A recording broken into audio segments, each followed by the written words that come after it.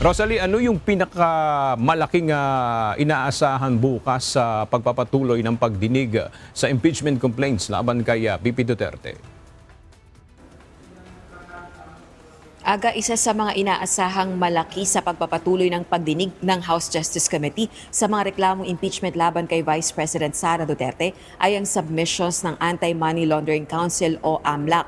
Matatandaan noong April 14 hearing ay ipinasapina ng House panel ang AMLAC para sa mga reports, mga investigation findings at iba pang may kaugnayan na dokumento hinggil sa mga pinaghihinalang bank transactions ng Vice Presidente at ng asawa nito, partikular na mula taong 2006 hanggang 2025. Ipinatawag din ng Office of the Ombudsman para sa official records ng Statements of Assets, Liabilities and Net Worth o SALNs ng Vice Presidente. Tututok ang pagdinig bukas, araw ng Miyerkules, April 22, sa umano'y hindi maipaliwanag na yaman at issue sa SALNs ni VP Duterte. Partikular na ang pagpalyang ideklara ang lahat ng ari-arian.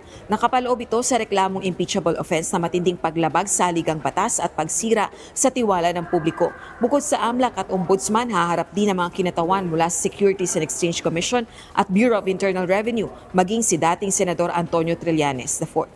Aga, alas 10 ng umaga, bukas, nakatakda yung pagpapatuloy ng pagdinig ng House Justice Committee at nagpapatuloy din yung pagpapadala ng imbitasyon ng House panel kay Vice President Sara Duterte para dumalo sa nasabing pagdinig. Balik sa iyo, Aga. Maraming salamat, Rosalie Coon.